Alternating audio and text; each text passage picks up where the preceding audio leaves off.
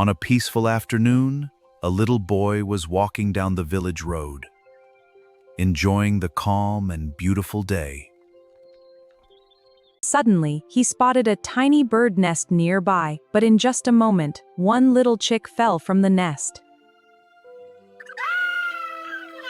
The mother bird cried in fear, and the little boy carefully picked up the tiny chick with gentle hands. He safely returned the little chick to its nest, and the tiny family became happy once again.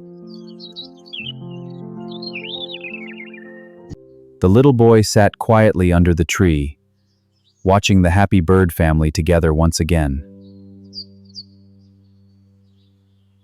Sometimes, even the smallest act of kindness can mean the whole world to someone.